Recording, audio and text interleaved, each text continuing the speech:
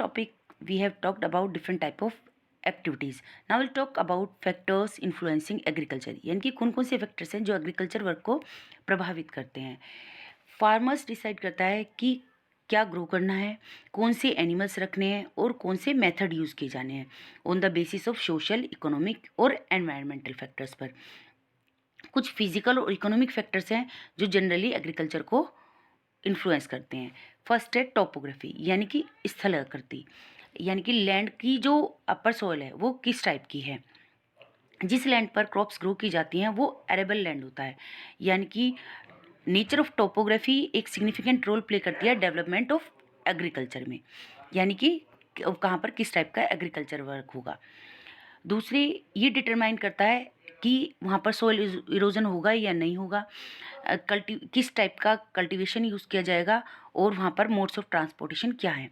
जैसे माउंटेनियस और हिली रीजन्स है तो वहाँ पर सोइल इरोजन कॉमन है, जबकि जो तराई एरिया होता है वहाँ मशीनरीज का यूज़ रिस्ट्रिक्टेड होता है और ट्रांसपोर्टेशन का डेवलपमेंट अच्छा है.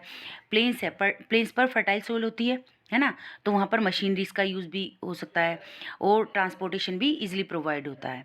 जो एलुवियल प्लेन्स एरिया होता है रिवर वैलीज़ के आसपास का, वहाँ पर एग्रीकल्चर वर्क काफ़ी अच्छा होता है. दूसरी क्लाइमेटिक कंडीशन, यानी कि किस प्लेस की किस टाइप की क्लाइमेटिक कंडीशन है. क्लाइमेटिक कंडीशन भी एक डोमिनेंट रोल प्ले करती है एग्रीकल्चर में. प्लांट्स के लिए सफिशिएंट हीट और मॉइस्चर दोनों ही चीज़ों की जरूरत होती है उसकी ग्रोथ के लिए. जैसे ट्रॉपिकल रीजन्स हैं जहाँ पर through out the year high temperature रहता है और रेनफॉल भी अच्छा होता है, तो वहाँ पर एग्रीकल्चर वर्क काफ़ी अच्छा होता है, सक्सेसफुली किया जा सकता है. प्लांट्स की लाइफ के लिए जैसे ड्राई एरियाज़ होते हैं तो वहाँ पर प्लांट्स की लाइफ पॉसिबल नहीं है without the help of irrigation. और जो लोअर लैटिट्यूड होते हैं वहाँ पर टेम्परेचर हाई होता है तो प्लांट्स को मॉइस्चर की नीड भी होती है ग्रोथ के लिए.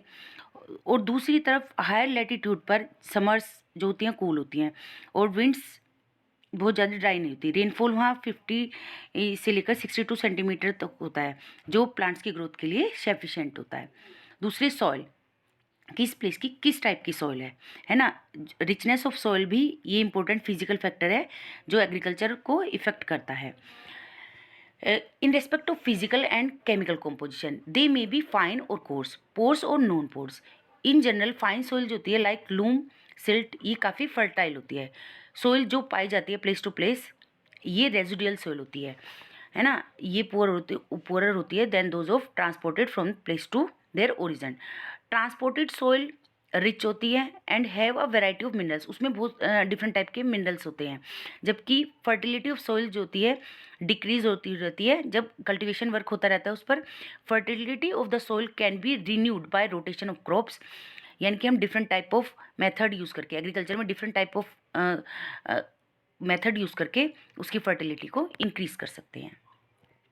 दूसरे इकोनॉमिक फैक्टर्स, इसके अलावा अभी मैंने आपको फिजिकल फैक्टर्स बताए, इकोनॉमिक फैक्टर्स भी एग्रीकल्चर वर्क को इन्फ्लुएंस करते हैं. जैसे किस प्लेस पर मार्केट ऑफ अवेलेबिलिटी है, ट्रांसपोर्ट फैसिलिटी है या नहीं, लेबर है, दूसरे फाइनेंशियल सिस्टम किस फार्मर की कैसी है. Due to better economic factors agriculture production कुछ कंट्रीज़ में काफ़ी अच्छा है. डिफरेंट रिसोर्सेज का यूज़ किया जाता है ना. मेनली एग्रीकल्चर में जैसे सीड, फर्टिलाइजर्स, मशीनरी, लेबर, इन्हीं सभी का यूज़ किया जाता है. इसके अलावा कुछ इंपॉर्टेंट फैक्टर्स हैं जैसे land tenure system, land use, availability of farms, machinery, government law and policies, है ना, level of scientific and technological development, ये कि किस कंट्री में कैसा है, ये सभी इससे ही एग्रीकल्चर वर्क इन्फ्लुएंस होता है. Next, types of farming. जैसे कि हमें पता है कि इंडिया के डिफरेंट पार्ट्स में डिफरेंट टाइप ऑफ फार्मिंग होती है और उसके लिए फिजिकल और ह्यूमन फैक्टर दोनों ही इक्वली रोल प्ले करते हैं. डिफरेंट टाइप ऑफ प्रोडक्शन का यूज़ किया जाता है. करंटली जो फार्मिंग का क्लासिफिकेशन है ये किस बेसिस पे किया जाता है, ये ज़्यादातर geographical condition, product of demand, labour, level of technology पर किया जाता है. यहाँ पर हम कुछ टाइप की फार्मिंग की बात करते हैं. First of all subsistence farming. Subsistence farming farmer की जो फैमिली की नीड्स है उसको ही कंप्लीट कर पाती है. इसी टाइप की फैमिली को फार्मिंग को हम सब्सिस्टेंस फार्मिंग कहते हैं. इस टाइप की जो फार्मिंग होती है लो लेवल पर की जाती है. इसमें लो लेवल ऑफ टेक्नोलॉजी का यूज़ किया जाता है और जो घर के लोग हैं वो generally as a labour work करते हैं. फार्मिंग जो की जाती है स्मॉल प्लॉट ऑफ लैंड पे की जाती है और उसका आउटपुट भी स्मॉल ही होता है। इस टाइप की फार्मिंग में बहुत कम केमिकल फर्टिलाइजर्स का यूज़ किया जाता है और इस टाइप की फार्मिंग जनरली जो गरीब किसान होते हैं वो करते हैं। Subsistence agriculture mostly previous time में यूज़ की जाती थी। इसे प्रिमिटिव सब्सिस्टेंस एग्रीकल्चर भी कहा जाता है। First is shifting cultivation. Shifting cultivation में स्मॉल पैच ऑफ लैंड को पेड़ वगैरह गिराकर क्लियर कर दिया जाता है, फिर उन्हें बर्न किया जाता है और जो उसकी एशेज होती है, राख होती है, mixed with the soil and फिर उसमें सीड्स सो की जाती हैं, बोई जाती हैं। इस प्लेसेस पर ज़्यादातर यैम, कसावा, पोटैटोज, मेज वगैरह ग्रो किया जाता है। उसके कुछ सालों बाद जो लैंड एरिया होता है उसकी फर्टिलिटी ख़त्म होने लगती है, फिर उस पैच ऑफ लैंड को छोड़ दिया जाता है और farmers in search of new patch of land move कर जाते हैं। शिफ्टिंग कल्टीवेशन ज़्यादातर थिकली फॉरेस्टेड एरियाज़ में होते हैं, जैसे अमेजन बेसिन हो गया, ट्रॉपिकल अफ्रीका हो गया, कुछ साउथ ईस्ट एशिया का भी पार्ट है और नॉर्थ ईस्ट इंडिया, यानी कि शिफ्टिंग कल्टीवेशन ज़्यादातर इन्हीं प्लेसेस पे किया जाता था। शिफ्टिंग कल्टीवेशन को डिफरेंट डिफरेंट नेम से भी जाना जाता है, जैसे मेघालय और छत्तीसगढ़ में इसे जूम कल्टीवेशन कहा जाता है, फिलीपींस में चैंगिंग कहा जाता है, मैक्सिको में मिल्पा, ब्राज़ील में रोका, मलेशिया में लैडिंग, कोंगो बेसिन में मोस्कोल कहा जाता है और वेनेजुएला में कोना कहा जाता है। यानी कि ये शिफ्टिंग कल्टीवेशन के डिफरेंट नेम है। Next is nomadic herding. इस टाइप की जो फार्मिंग होती है इसमें कैटल्स वगैरह रियर किए जाते हैं, जैसे शीप, गोट, कैमल्स। नोमैड्स जो होते हैं यानी कि जो one place to another place move करते रहते हैं, उनके द्वारा की जाती है ये। इससे एनिमल्स प्रोडक्ट लिए जाते हैं, जैसे मिल्क, मीट, वूल, हाइड्स। हर्ट्समैन जो है वो प्लेस टू प्लेस मूव करते रहते हैं अपने एनिमल्स के साथ न्यू पोस्चर्स के लिए। पोस्चर्स होता है ग्रासलैंड्स। ये ज़्यादातर सीजनल मूवमेंट करते हैं with their livestock in search of new pastures, that is known as transhumance. Nomadic herding जो की जाती है ज़्यादातर सेमी एरिड और एरिड रीजन में की जाती है, सहारा के, सेंट्रल एशिया और इंडिया के भी कुछ पार्ट्स में नोमैडिक हर्डिंग होती है, जैसे Rajasthan, Jammu Kashmir. Next is sedentary farming. अभी मैंने आपको shifting cultivation and nomadic herding के बारे में बताया, जिसमें जो फार्मर्स होते थे यानी कि अर्ली मैन जो होता था वो one place to another place move करता था, लेकिन सेडेंट्री फार्मिंग में वो एक ही प्लेस पर यानी कि सेम लोकेशन में रहना सीख गए थे। यानी कि इस डेवलपमेंट प्रोसेस में जब फार्मर्स ने सोइल की फर्टिलिटी को मेंटेन करना सीखा तो वो वन प्लेस पर ही सेटल हो गए। इसमें क्रॉप रोटेशन यानी कि सिंपल टूल्स का भी यूज़ किया जाता था और अपने उन्होंने कैटल्स को भी वहीं रियर करना स्टार्ट कर दिया और एडिशनल इनकम के लिए उन्होंने छोटी छोटी इंडस्ट्रीज़, कॉटेज इंडस्ट्रीज़ डेवलप करना स्टार्ट किया, जिसमें लोकली मटेरियल्स का यूज़ किया जाता था। इसमें दो तरह की फार्मिंग होती है, intensive and extensive. Intensive agriculture में कल्टीवेटर्स जो है वो स्मॉल पीस ऑफ लैंड पर अपनी फैमिली की हेल्प से ही फार्मिंग करता है। इसमें इम्प्रूव्ड वैरायटी ऑफ सीड्स का यूज़ किया जाता है, फार्म मैनर, केमिकल फर्टिलाइजर्स का यूज़ किया जाता है सॉइल की फर्टिलिटी को बनाए रखने के लिए। इसके अलावा इंसेक्टिसाइड्स, पेस्टिसाइड्स, इरिगेशन का अरेंजमेंट किया जाता है। ये सभी फैक्टर जो है प्रोडक्टिविटी को इंक्रीज़ करने के लिए किए जाते हैं। फार्मर्स दो या तीन तरह की क्रॉप्स ग्रो करता है, क्योंकि सीजन टाइम जो होता है लॉन्ग होता है और यहाँ पर मेज़, पल्सेस, ऑयल सीड्स, राइस यहाँ की मेजर क्रॉप्स है, ये सभी क्रॉप्स ग्रो की जाती हैं। इस टाइप की फार्मिंग ज़्यादातर डेंसली पॉपुलेटेड एरियाज़ में होती है, मानसून जहाँ पर मानसून लैंड होता है, जैसे China, Japan, Korea, India also. India में भी इसी टाइप की फार्मिंग होती है, यानी कि दो तीन तरह की क्रॉप्स ग्रो की जाती हैं। श्रीलंका है, पाकिस्तान और some parts of south eastern Asia. Next is extensive farming. Extensive farming में अकॉर्डिंग टू इंटेंसिव फार्मिंग में क्या था, स्मॉल पीस ऑफ लैंड होता है, जबकि यहाँ पर लैंड जो है काफ़ी बड़ा होता है।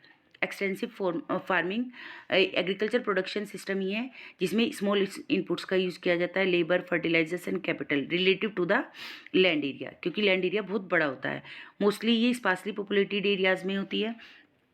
इसमें लिटिल लेबर का यूज़ किया जाता है, बहुत कम लेबर लगती है, लेकिन मशीनरीज का ज़्यादा यूज़ होता है, क्योंकि फार्म्स जो होते हैं काफ़ी बड़े होते हैं, थाउजेंड्स ऑफ एकड़ के होते हैं। एवरेज साइज जो होता है फार्म का यूजुअली 1000 to 2000 एकड़ होता है। सिंगल मेजर क्रॉप ग्रो की जाती है एक्सपोर्ट पर्पज़ से। फार्मिंग में मोस्टली मशीन्स का, जैसे मैंने आपको बताया, ट्रैक्टर्स है ना, drilling machines, combine harvester, threshers, इन्हीं का ज़्यादातर यूज़ किया जाता है, क्योंकि यहाँ पर बहुत ज़्यादा विंटर होती है कुछ रीजन्स में, तो एक ही टाइप की यानी कि मल्टीपल क्रॉपिंग यहाँ पर पॉसिबल नहीं होती।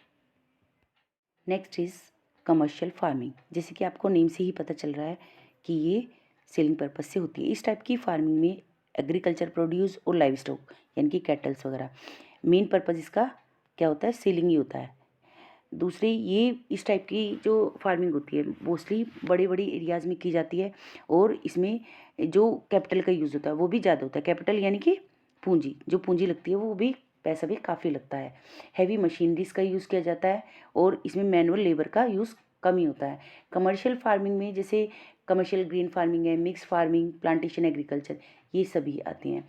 ये ज़्यादातर जैसे टेम्परेट ग्रासलैंड एरिया है नॉर्थ अमेरिका का, साउथ अमेरिका है, यूरोप, एशिया, ये मेजर एरियाज हैं जहाँ पर कमर्शियल ग्रीन फार्मिंग की जाती है। कमर्शियल फार्मिंग में डिफरेंट टाइप ऑफ फार्मिंग की जाती है, जैसे mix farming, plantation farming and dairy farming. First of all we will talk about mix farming. Mix farming में क्रॉप फार्मिंग के साथ साथ कैटल्स को भी रियर किया जाता है for the purpose of milk, meat, fur and wool. ये जनरली जैसे थिकली पॉपुलेटेड एरियाज़ में प्रैक्टिस की जाती है, जैसे Europe, eastern USA, Argentina, south east Australia, New Zealand. इसमें फार्मर जो होते हैं वेल प्लान मेथड से क्रॉप रोटेशन करते हैं सोइल की फर्टिलिटी को रिटेन करने के लिए, जिससे हाई यील्डिंग होती है। मिक्स फार्मिंग में जाता है जैसे cereals, root crop, fodder crops, इस टाइप्स की क्रॉप्स ग्रो की जाती हैं। Next is plantation farming. Plantation farming जो होती है लार्ज फार्म्स स्टेट्स में होती है। इसमें साइंटिफिक मेथड्स का यूज़ किया जाता है। ह्यूज, यहाँ हैक के प्लेस पर ह्यूज लिखा हुआ है। ह्यूज कैपिटल इन्वेस्टमेंट किया जाता है एंड चीप और स्किल्ड लेबर्स का यूज़ किया जाता है। जनरली यहाँ इसमें सिंगल क्रॉप ग्रो की जाती है, जैसे tea, coffee, sugar cane, rubber, spices, ज़्यादातर कमर्शियल क्रॉप्स होती हैं। These plantation are manage by the professionally on the lines of industrial units. Next, dairy farming. Dairy farming जो बड़े बड़े इंडस्ट्रियल सिटीज़ होते हैं वहाँ पर मिल्क प्रोडक्ट पहुँचाने के लिए की जाती है, और इस टाइप की जो फार्मिंग होती है इसमें ओरिजिनली जैसे यूरोप इन एरियाज़ में की जाती है, क्योंकि यहाँ पर क्लाइमेटिक कंडीशन जो होती हैं पोस्टल लैंड के लिए सूटेबल होती हैं। लार्ज फार्म लेबर्स का यूज़ किया जाता है for look after the kettles. Currently जो डेवलप्ड कंट्रीज़ हैं वहाँ पर मशीनरीज का यूज़ किया जाता है for milking, feeding and cleaning of the kettles. Dairy farming के लिए ह्यूज कैपिटल इन्वेस्टमेंट की रिक्वायरमेंट होती है। इस तरह से हमारा ये चैप्टर कंप्लीट होता है। If you have any query then you can write in comment section. Thank you and have a nice day.